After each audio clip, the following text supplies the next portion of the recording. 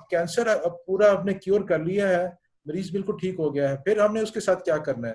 अब उसको कीमोथेरेपी मिली है, उसको रेडियोथेरेपी मिली है, तो उसमें फिर हम दोबारा प्राइमरी केयर फिजिशियंस के पास जाते हैं, क्योंकि उनके अंदर बाकी जिस तरह अगर बाएं तरफ उसको रेडियोथेरेपी मिली है तो बाएं तरफ हार्ट भी होता है, वहाँ पे कोरोनरी वेसल्स भी होते हैं, वो थोड़े बहुत डैमेज होते हैं।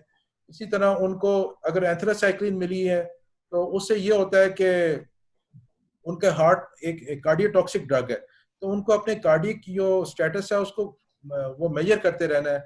और बाकी साइकोलॉजिकल सपोर्ट की भी जरूरत होती है खवातीन को, क्योंकि लॉन्ग टर्म उनका जो हार्मोनल चेंजेस होती हैं, बाज़-औक़ात पोस्ट मेनोपॉजल हो जाते हैं, पहले प्री मेनोपॉजल होते हैं, कीमोथेरेपी के बाद बाज़-औक़ात पोस्ट मेनोपॉजल हो जाती हैं खवातीन।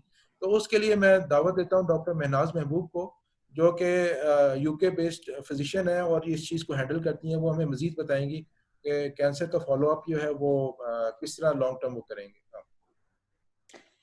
जी, बिस्मिल्लाहिर्रहमानिर्रहीम। थैंक यू डॉक्टर असफर, आपने बहुत अच्छी, डॉक्टर अहमद आपने बहुत अच्छी तरीके से लोगों को एक्सप्लेन किया है इस कैंसर ट्रीटमेंट के बारे में। ऑल्दो मैं समझ सकती हूँ कि इसमें बहुत सारी मेडिकल टर्मिनोलॉजीज़ थी जो अनअवॉइडेबल थी, जिनसे जो हमें इस्तेमाल करनी ही थी। लेकिन मैं कोशिश करूँगी कि मेरी जो टॉक है वो बहुत ही सादा और आसान अल्फाज में हो, ताकि ज़्यादा से ज़्यादा ख़वातीन इसको समझ सकें और इसका फ़ायदा उठा सकें। तो आज जिस टॉपिक पे मैं बात करूँगी वो है post breast cancer treatment care के बारे में। यानी कि जब एक दफ़ा एक खातून का इलाज मुकम्मल हो गया है, उनकी सर्जरी हुई है या शुआओं से उनकी ट्रीटमेंट हुई है या उनको कीमोथेरेपी मिली है, उसके बाद अब उनके साथ उनकी केयर किस तरह करनी है। तो सबसे पहले मैं ये कहूँगी कि इस दुनिया में जहाँ हमें मालूम है कि तकरीबन 20 लाख ख़वातीन एक वक़्त में ब्रेस्ट कैंसर या छाती के सरतान से मुतासिर होती हैं, वहीं पे ऐसी लाखों ख़वातीन हैं इस दुनिया में जो एक अच्छे बरवक़्त तशख़ीस और इलाज की बदौलत एक अच्छी लंबी और भरपूर ज़िंदगी गुज़ारने के काबिल होती हैं, जैसे अभी डॉक्टर असफर ने भी मेंशन किया। तो जब ये ख़वातीन एक अच्छी और लंबी ज़िंदगी गुज़ारती हैं, तो इनकी सेहत से मुतालिक कुछ मसाइल हैं या चैलेंजेज़ हैं जिसका हमें सामना करना पड़ता है। इन मसाइल का एक तरफ तो बराह रास्त ताल्लुक उनकी सरतान या कैंसर के साथ हो सकता है, जैसे कि हमें ये फ़िक्र होगी कि कैंसर वापस ना आ जाए, जिस्म में ना फैल जाए, दूसरी तरफ ना हो जाए। इनका ताल्लुक उनकी दवाइयों से हो सकता है, जैसे कीमोथेरेपी जब उन्हें मिली है, तो उसके कोई मुज़िर असरात तो नहीं हो रहे, इन चीज़ों पे भी हमें नज़र रखनी होती है। और दूसरी चीज़ ये है कि ज़ाहिर बात है वो एक उम्र के साथ-साथ जैसे-जैसे उनकी उम्र बढ़ती है, तो जिस तरह उमूमी सेहत है, उसमें मसाइल पैदा हो सकते हैं, तो उन मसाइल की तरफ भी हमें ध्यान रखना होता है। तो हम आम तौर पे ऐसी ख़वातीन की जो केयर है ट्रीटमेंट के बाद, उसको हम 2 हिस्सों में तक़सीम कर सकते हैं। एक हिस्सा जो है उसकी ज़िम्मेदारी ज़्यादातर उनके कैंसर स्पेशलिस्ट के ऊपर होती है, और दूसरे हिस्से की ज़िम्मेदारी जो है वो प्राइमरी केयर फ़िज़िशियन या मेडिकल स्पेशलिस्ट के ऊपर होती है। मैं मुख्तसरन आपसे पहले बात करूँगी कि जो कैंसर स्पेशलिस्ट हैं, इनके साथ आपका जो ताल्लुक है वो एक शेड्यूल के मुताबिक होता है, और ये ताल्लुक जो है इसमें ये है कि शुरू के 2 साल आपके कैंसर स्पेशलिस्ट जो है वो चाहेंगे कि आपको हर 3 महीने में कम से कम देखें, और उसके बाद अगले 3 साल के लिए कम से कम हर 6 महीने में देखें। अब इस फ़ॉलो-अप में आम तौर पे जो है वो आपका मुकम्मल मुआयना होता है, आपके खून के कुछ टेस्ट हो सकते हैं, और आपके साथ बात की जाती है कि जो आपको मज़ीद दवाई मिल रही है, जैसे अभी डॉक्टर असफर ने मेंशन किया कि आपको हार्मोनल ट्रीटमेंट हो सकता है कि 5 या 10 साल खानी पड़े, तो उसके कोई मुज़िर असरात तो नहीं मुरतब हो रहे। और साल में 1 मर्तबा आपका जो है वो कम से कम ही मैमोग्राम होगा, यानी कि छाती का एक्स-रे। ये सब चीज़ें इसीलिए की जाती हैं ताकि हम ये मेक श्योर करें कि आपका कैंसर वापस तो नहीं आ रहा या दूसरी तरफ तो नहीं हो रहा। बाज़-औक़ात बाज़ ख़वातीन को कुछ मुज़िर असरात गायनी से रिलेटेड हो सकते हैं, जैसे ब्लीडिंग वग़ैरह, तो फिर हम उसमें गायनेकोलॉजिस्ट को भी इन्वॉल्व करते हैं, उनकी भी मदद हासिल करते हैं। तो ये तो हो डॉक्टर गया। मैं से यहाँ पे रोकूंगा। यहाँ पे हम यहाँ पे 2 हार्मोनल ट्रीटमेंट में देते हैं, एक टमॉक्सिफिन देते हैं, एक और इमिडाज़ोलिन देते हैं। तो टमॉक्सिफिन जो होता है वो बेसिकली एंडोमेट्रियल कैंसर भी कॉज कर सकता है, एक स्मॉल परसेंटेज ऑफ। तो जब आप वो फॉलो करती हैं तो यू नीड अ गायनेकोलॉजिस्ट जिसके जिसके साथ ना आप ना लाइजन करके तो इस चीज़ को करें कि पैप स्मेयर लें या उनका अल्ट्रासाउंड करें एंडोमेट्रियल थिकनिंग देखने के लिए, ताकि ये हम एश्योरिटी हो कि टमॉक्सिफिन ले रही हैं तो खुदा ना खास्ता एक चीज का हम इलाज करें, कोई दूसरा कैंसर तो नहीं हो रहा। बिल्कुल सही। और बाज़ औक़ात उसकी अलामत जो है वो ब्लीडिंग भी हो सकती है और हमें जो है वो गायनी को बिल्कुल आप सही फरमाया आपने कि हमें गायनी को इन्वॉल्व करना पड़ता है, उनसे हेल्प लेनी पड़ती है। ये तो मुख्तसरन हो गया जो कि कैंसर स्पेशलिस्ट के साथ आपका फ़ॉलो-अप है। लेकिन मैं आपके साथ ज़्यादा तफ़सील में उस केयर की बात करूँगी जो एक मेडिकल स्पेशलिस्ट या प्राइमरी केयर फ़िज़िशियन आपको प्रोवाइड करता है। इससे पहले कि मैं थोड़ी-सी तफ़सील में जाऊँ, मैं आपको ये बात बताना चाहती हूँ कि कैंसर स्पेशलिस्ट के साथ आपकी जो अपॉइंटमेंट्स हैं, फ़ॉलो-अप है, वो एक ख़ास शेड्यूल के मुताबिक है, जैसे कि हर 3 महीने बाद या हर 6 महीने बाद। लेकिन मेडिकल स्पेशलिस्ट के साथ आपका जो ताल्लुक है, वो किसी शेड्यूल का मोहताज नहीं होना चाहिए। जिसका मतलब ये है कि अगर आपको किसी किस्म की कोई भी मसला होता है अपनी सेहत का या दवाई से रिलेटेड आपको दवाई से मुतालिक कोई भी आपका सवाल है, कोई मुज़िर असरात हैं जो आप सोच रही हैं, आपको लग रहा है कि मुरतब हो रहे हैं, तो आप फ़ौरी तौर पे अपने मेडिकल स्पेशलिस्ट से राब्ता करें, प्राइमरी केयर फ़िज़िशियन से राब्ता करें। ये ना सोचें कि अब 3 महीने बाद मेरी अपॉइंटमेंट है, मैं फिर अपने कैंसर स्पेशलिस्ट को बताऊँगी। अब बहुत सारी चीज़ें हैं जो कि जिनका हमें ध्यान रखना होता है मेडिकल स्पेशलिस्ट के तौर पे, लेकिन मैं आपसे चंद ज़्यादा ज़रूरी चीज़ों के बारे में बात करूँगी। सबसे पहले तो मैं बात करना चाहूँगी उमूमी सेहत के बारे में, यानी कि एक जनरल वेल-बीइंग, जनरल हेल्थ के बारे में। हम आम तौर पे जिन ख़वातीन का इलाज होता है, उनको ज़्यादा से ज़्यादा एनकरेज करते हैं कि वो अच्छी खुराक लें, उसमें फल और सब्ज़ी का इस्तेमाल ज़्यादा रखें और बड़े गोश्त से, रेड मीट से और ऐसी खुराक से परहेज़ करें जिससे उनकी जिस्म में चर्बी की मिकदार बढ़े। क्योंकि अगर उनका वज़न बढ़ेगा और जिस्म में चर्बी की मिकदार बढ़ेगी, तो कैंसर के वापस आने के चांसेस भी बढ़ जाते हैं। इसी तरह हम उनको कहेंगे कि अगर कोई खातून स्मोक करती हैं, हुक्का पीती हैं, तो मुकम्मल तौर पे उससे परहेज़ करें और इस बात से भी परहेज़ करें कि उनके आस-पास भी कोई स्मोकिंग ना करे। हम उनको कहते हैं कि वो अपना एक मुतनासिब वज़न जो है वो रखें, अपने वज़न को बढ़ने से बचाएँ और ख़ास तौर पे उनको वर्ज़िश की तरफ हम माइल करने की कोशिश करते हैं। एक बहुत ही सादा तरीका वर्ज़िश का ये है कि अगर आप हफ़्ते में 5 दिन कम से कम 30 मिनट तक ब्रिस्क वॉक यानी कि तेज़ी से चहलकदमी या तेज़ी से चलना जिसको कहते हैं, ब्रिस्क वॉक जिसको कहते हैं, अगर वो करें तो वो एक माइल्ड से मॉडरेट लेवल एक्सरसाइज़ है, जो कि कम से कम आपको करनी चाहिए। इसके बाद अब मैं आपसे बात करूँगी उस साइड इफ़ेक्ट के बारे में जिसका अभी डॉक्टर हसन ने भी ज़िक्र किया और डॉक्टर असफ़र ने भी, और वो है लिम्फेडिमा। इसको मेडिकल टर्म्स में लिम्फेडिमा कहते हैं। आम ज़ुबान में हम कह सकते हैं बाज़ू का सूज जाना उस तरफ जिस तरफ आपकी सर्जरी हुई है। अब इस साइड इफ़ेक्ट के बारे में आम तौर पे सर्जन आपको बताते हैं कि ऐसा हो सकता है और कभी-कभी ये साइड इफ़ेक्ट या ये जो मुज़िर असर है ये फ़ौरी तौर पे ज़ाहिर हो जाता है और कभी इसमें कुछ वक़्त लग सकता है। आम तौर पे इससे बचने के लिए हम कोशिश करते हैं कि ख़वातीन की ऑपरेशन के बाद उनकी वर्ज़िश हो, फ़िज़ियोथेरेपिस्ट के साथ उनका लिंक बने ताकि जो है वो फ़िज़ियोथेरेपिस्ट उनको कुछ एक्सरसाइज़ेज़, कुछ वर्ज़िश वग़ैरह बताएँ ताकि उनके बाजू में सूजन कम से कम हो। लेकिन अगर इसके इसके अलावा हम ख़वातीन को मशवरा देते हैं कि वो अपना बाजू थोड़ा-सा, जिसको हम अंग्रेज़ी में आर्म एलिवेशन कहते हैं, यानी बाजू को थोड़ा-सा ऊँचा करके रख सकती हैं। मसलन जब बैठी हुई हैं, टीवी देख रही हैं, तो उसको 3-4 तकियों पे रख सकती हैं। रात को लेटी हैं तो 2 तकियों पे बाजू को रख लें, उसको लटकाने से परहेज़ करें। और बाज़ बैंडेजेज़ हैं जो प्रेशर बैंडेजेज़ हरगिज़ नहीं होती, लेकिन स्पेशल बैंडेजेज़ होती हैं जिनसे जो है वो थोड़ी मदद मिल सकती है बाजू की सूजन को कम करने के लिए। ये सूजन होती इसलिए है कि आपका जो ड्रेनेज सिस्टम है, जो आपके बगल में और बाजू में है, जिसका काम है फालतू मवाद और मादे को आपके बाजू और हाथ से वापस दिल की तरफ ले जाना, वो डैमेज हो गया है सर्जरी की वजह से। और अब जो है एक नेचुरल चूँकि तरीका नहीं रहा, तो अब आपको उसको खुद हेल्प करनी है ताकि वो मवाद जो है आपके बाजू में जमा ना हो। एक मर्तबा जब ये मसला डेवलप हो जाए तो मैं ख़ास तौर पे ख़वातीन को कहूँगी कि अपने उस बाजू का बहुत ख़्याल रखें, उसके ऊपर की जो स्किन है या खाल है उसका ख़्याल रखें, उस पे क्रीम लगाएँ, उसको खुश्क होने से बचाएँ, उस पे कोई कट ना लगे, उसके ऊपर नील ना पड़े और कभी किसी को उसके ऊपर ब्लड प्रेशर चेक ना करने दें और वहाँ से कोशिश करें कि कोई खून भी कभी ना ले उस बाजू से। तो ये चीज़ें हैं जिसकी आपको एहतियात करनी है, ख़्याल रखना है अपने बाजू का।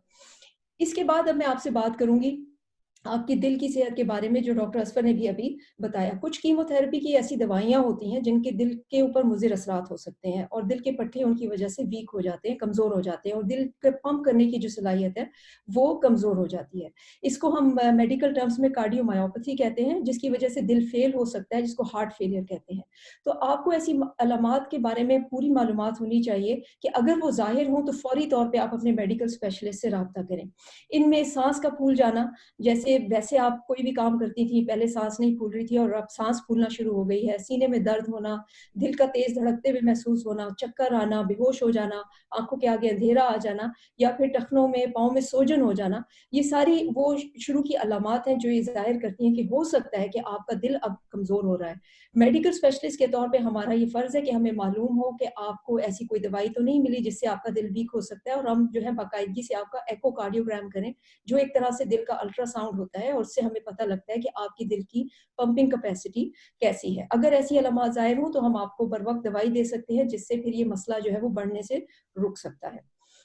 इसके अलावा डॉक्टर के एज़ अ डॉक्टर हमारा ये फ़र्ज़ है कि हम आपकी दिल की अमूमी सेहत का भी ख़्याल रखें, यानी कि आपका कोलेस्ट्रॉल हम वक़्त पे चेक करें, ब्लड प्रेशर का ध्यान रखें और ये कोशिश करें कि आपकी जो दिल की अमूमी सेहत है वो बरकरार रहे।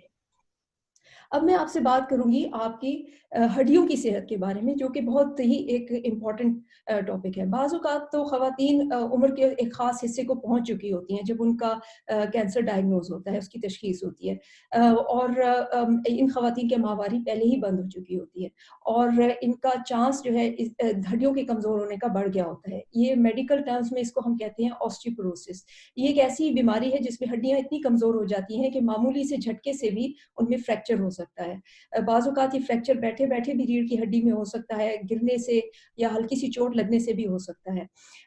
जो यंगर ख़वातीन हैं, जो अभी 20 से 30 साल की उम्र में है, 30 से 40 साल की उम्र में है, जब उनको भी कीमोथेरेपी मिलती है, तो बदकिस्मती से उनकी माहवारी जल्दी बंद हो जाती है। और बाज़ कीमोथेरेपी की दवाइयाँ भी ऐसी हैं, जो आपकी या हार्मोनल ट्रीटमेंट ऐसी है, जो आपकी हड्डियों को कमज़ोर कर सकती है। आम तौर पे जो आपके कैंसर स्पेशलिस्ट हैं, वो आपको इस बारे में बताते हैं और आपको एक ऐसी ड्रिप दी जाती है, जिसके ज़रिए आपकी हड्डियाँ जो हैं वो मज़बूत रहें और आपको ये पर्टिकुलर बीमारी जिसका मैंने ज़िक्र किया ऑस्टियोपोरोसिस वो डेवलप ना हो। ये ड्रिप आम तौर पे साल में 2 मरतबा यानी हर 6 महीने के बाद दी जाती है और कभी साल में 1 मरतबा दी जाती है। एज़ मेडिकल स्पेशलिस्ट हमें ये मालूमात होनी चाहिए कि आपको ये ड्रिप मिली है या नहीं मिली है और हम प्रेफ़रेबली आपका 3 साल के बाद एक डेक्सा स्कैन करते हैं, जिसका मकसद है कि आपकी हड्डियों की सेहत को देखा जाए कि आपकी हड्डियाँ मज़बूत हैं कि नहीं हैं। और इसके साथ-साथ हमारा आपको मशवरा है कि आप कैल्शियम और विटामिन डी की 1 गोली सुबह और 1 गोली शाम लाज़मी खाएँ, जब आप ये ड्रिप आपको लगती है और ये दवाई आप लेती हैं। इसमें एक ख़ास चीज़ का मैं ज़िक्र करना चाहूँगी कि इस दवाई के वैसे तो कुछ साइड इफ़ेक्ट्स हैं, लेकिन एक ख़ास साइड इफ़ेक्ट है जो कि बहुत ही अनप्लेज़ेंट है और जो हम नहीं चाहते कि वो आपको हो, और वो है आपकी जो जबड़े की हड्डी है, ये जो गम्स हैं, उसमें कभी जो है वो बीमारी हो सकती है। उसको हम मेडिकल टर्म्स में ऑस्टियोनेक्रोसिस कहते हैं। अम, इससे बचने के लिए एक ख़ास चीज़ ये है कि आपको अपनी दाँतों की सेहत का बहुत ध्यान रखना है, यानी डेंटल हाइजीन का ख़्याल रखना है। आपने कोशिश करनी है आपके दाँतों में कीड़ा ना लगे, इन्फेक्शन ना हो। अगर किसी खातून की कोई बहुत मेजर डेंटल सर्जरी होनी है, तो आम तौर पे फिर हमें उनको ये ड्रिप बाद में लगाएँगे, पहले डेंटल सर्जरी होगी।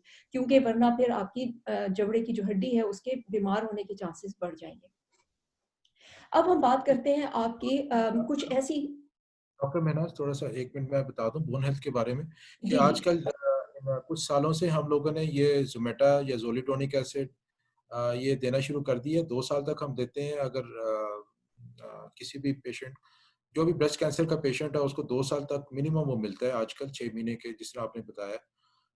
अगर खुदा ना खास्ता मेटास्टैटिक है या हड्डियों में चला गया है तो फिर हम उसको 3 मंथली देते हैं आजकल जो नया डाटा है। पहले हम मंथली देते थे अब 3 मंथली हमने कर दिया है क्योंकि it's equally effective as compare to 1 month. तो वो हम दे रहे हैं। आपने राइटली पॉइंट आउट किया ये चीज़। ये बिल्कुल थोड़ा-सा मैं सही है। एडिशन हम दे रहे हैं ये। बिल्कुल सही है, बिल्कुल सही है।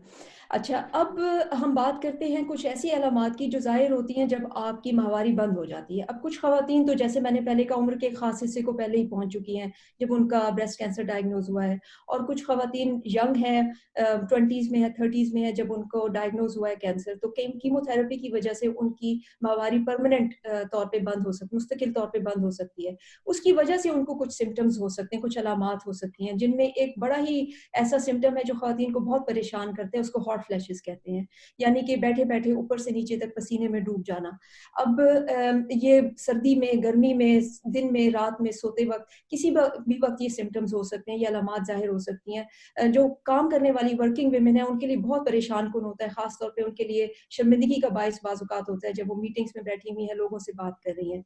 इसके अलावा जिस्म में बहुत थकन महसूस करना, दर्द महसूस करना, जो आपकी याददाश्त है उस पे असर होना, ये सब वो अलामात हैं जो ईस्ट्रोजन एस्ट्रोजन या एक ख़वातीन का ख़ास हार्मोन है, उसके ब्लड में लेवल कम होने की वजह से, और जिसको हम की वजह से ये अलामात ज़ाहिर हो सकती हैं।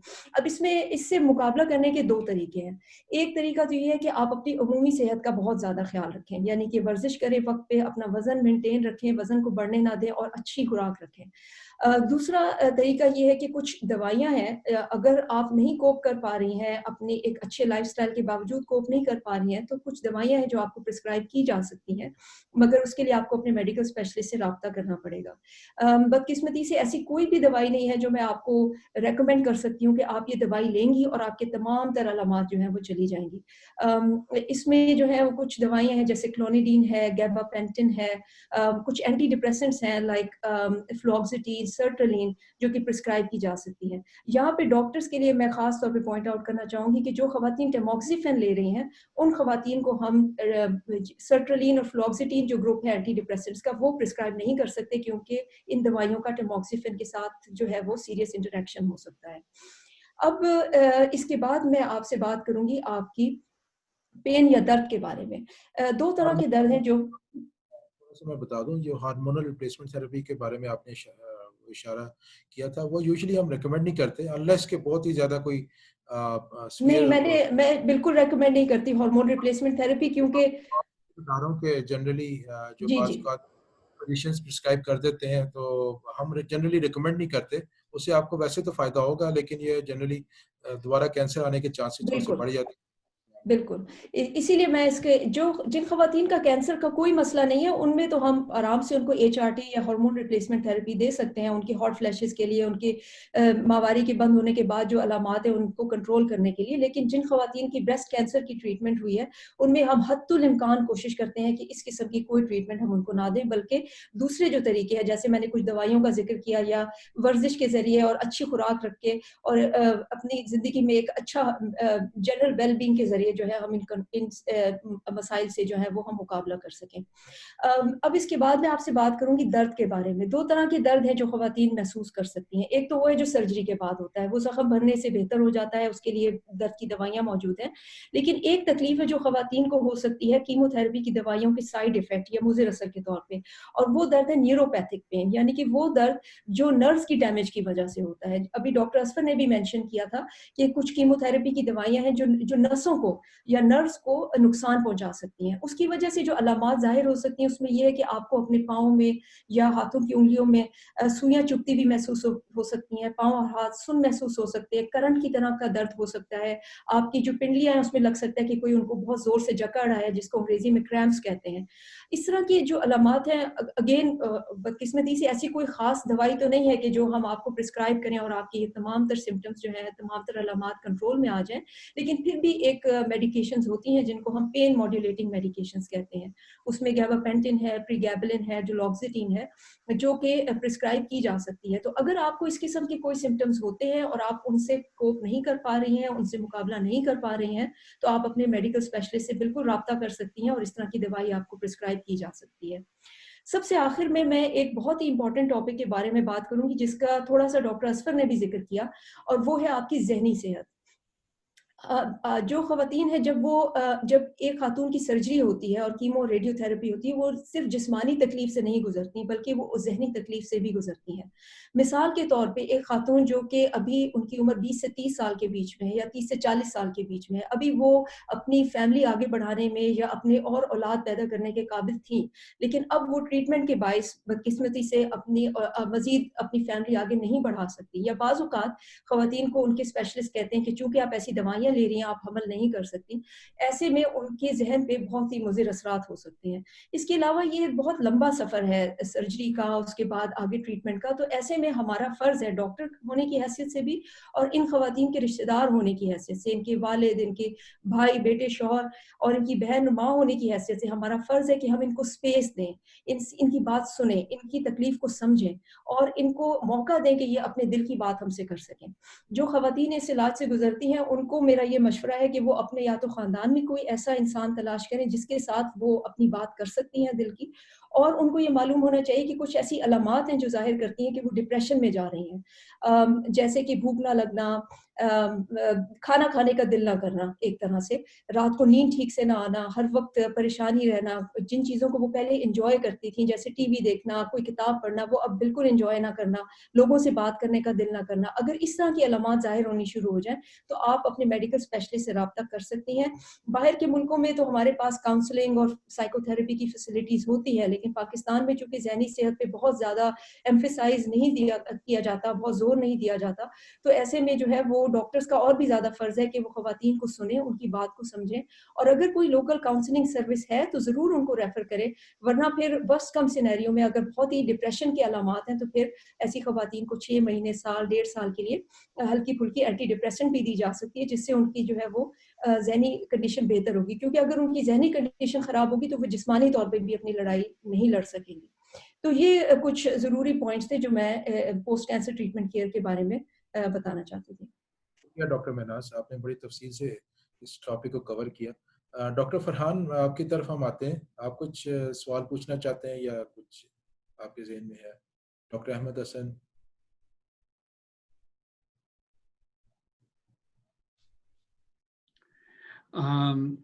Thank you so much doctor Mahnaz, आपने जो इन्फॉर्मेशन प्रोवाइड की है वो बड़ी प्रैक्टिकल एंड हेल्पफुल है हाँ पेशेंट्स के लिए।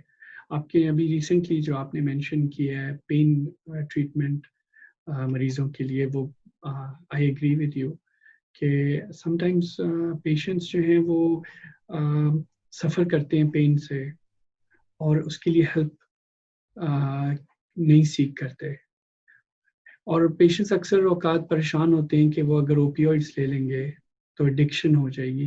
लेकिन जैसे आपने मेंशन किया, नॉन ओपियोइड ट्रीटमेंट ऑप्शंस जो पेन मॉड्यूलेटर्स हैं वो अवेलेबल हैं। क्या आप लोग ट्रीटमेंट्स जैसे एक्यूपंक्चर या मसाज थेरेपी और अदर इंटीग्रेटिव थेरेपीज भी रिकमेंड करते हैं? डॉक्टर असफर, आपसे भी ये क्वेश्चन है, और डॉक्टर महनाज आपसे भी ये क्वेश्चन है, आप लोगों के हॉस्पिटल्स में क्या एविडेंस बेस्ड इंडिकेटिव ट्रीटमेंट्स हैं, और क्या पाकिस्तान में भी ये अवेलेबल हो सकती हैं? जी, मैं पहले इसके बारे में जवाब दे दूँ?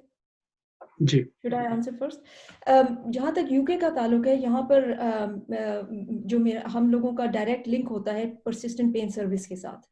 तो अगर हमारे पास कोई ऐसी पेशेंट आती हैं जिनको ऐसी तकलीफ हो गई है, चाहे वो ब्रेस्ट कैंसर की ट्रीटमेंट की वजह से है या किसी और ऐसी कीमोथेरेपी की वजह से है, और भी कैंसर्स हैं और भी मुख्तलिफ किस्म के कैंसर्स हैं जिसमें कीमोथेरेपी होती है, और उनको परसिस्टेंट पेन हो सकती है, यानी कि एक मुसलसल दर्द है या तकलीफ है नर्व से रिलेटेड, नसों से रिलेटेड, तो हमारे पास बाकायदा एक पेन पाथवे मौजूद है। यानी कि हम ऐसी खवातीन का एक बेसिक असेसमेंट करके उनको पेन टीम के पास भेजते हैं, जिसमें जो एक वन स्टॉप शॉप है, वो एक उसमें आपके पास पेन थेरेपिस्ट होगा या साइकोलॉजिस्ट होगा, आपकी पेन नर्स होगी जो आपसे पेन के बारे में और किस तरह उसका मुकाबला करना है उसके बारे में बात करेगी, पेन पाथवेज के बारे में बात करेगी कि किस तरह मुख्तलिफ किस्म के दर्द महसूस होते हैं और उनका किस तरह मुकाबला किया जा सकता है।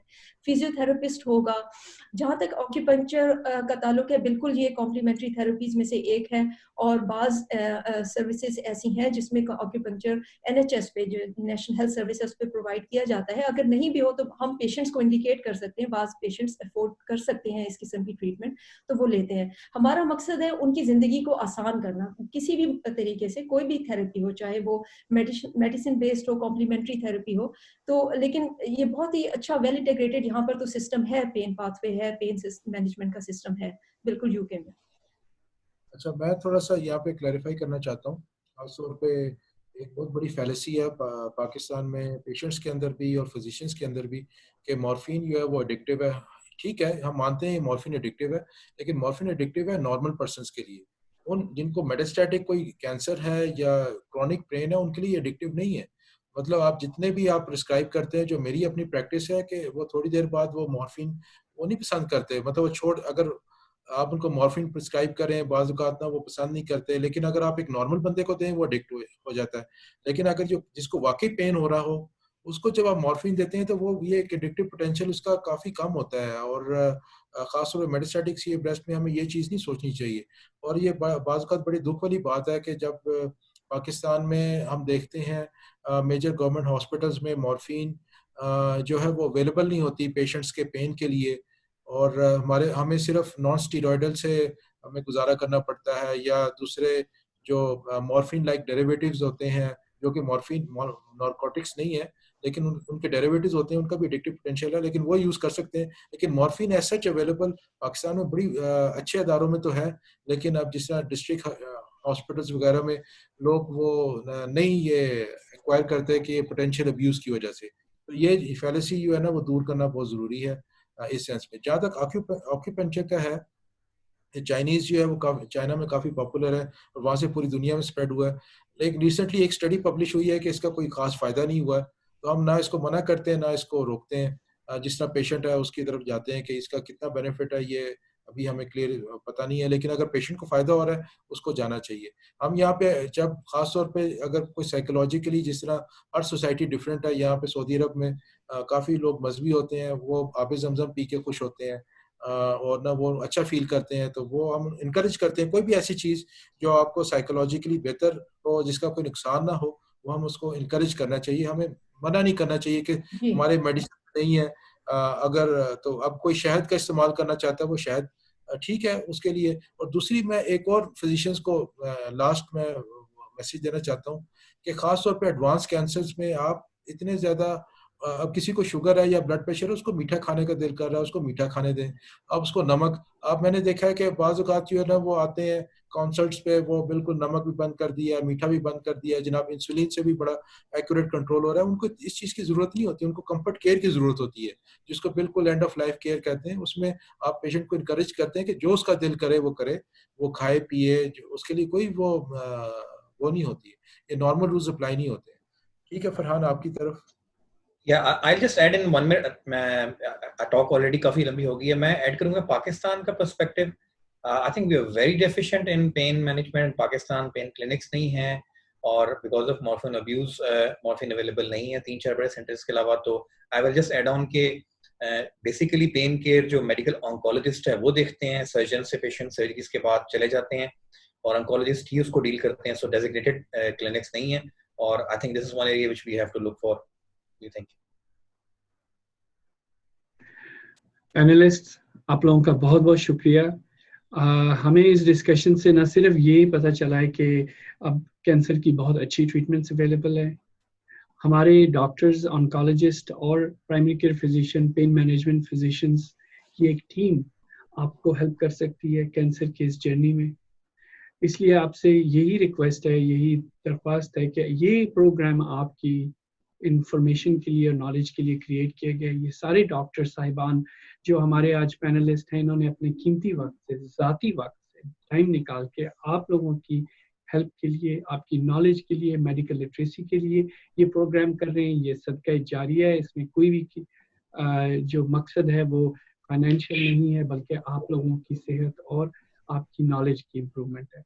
With that I would urge you कि आप ये शेयर करें प्रोग्राम को अपने फ्रेंड्स के साथ, अपनी फैमिली के साथ। इस चैनल को सब्सक्राइब करें क्योंकि ये सारे डॉक्टर्स जो पार्ट ऑफ द पैनल हैं हमारे, ये इंटरनेशनल डॉक्टर्स हैं, ये पाकिस्तानी ओरिजिन के डॉक्टर्स हैं, लेकिन ये दुनिया के मुख्तलिफ हिस्सों में अपनी रिस्पॉन्सिबिलिटीज एज डॉक्टर्स अदा कर रहे हैं, लेकिन अपनी कौम की खिदमत के लिए उन्होंने ये तरीका अपनाया ताकि आप लोगों के साथ शेयर कर सकें अपनी नॉलेज और compassion.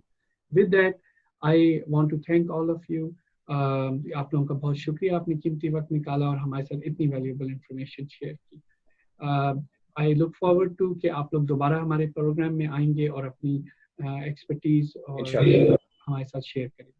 Thank you so much, Farhan. Thank you. Thank you. Thank you, Dr. Thank you. Asfar, Dr. Hassan.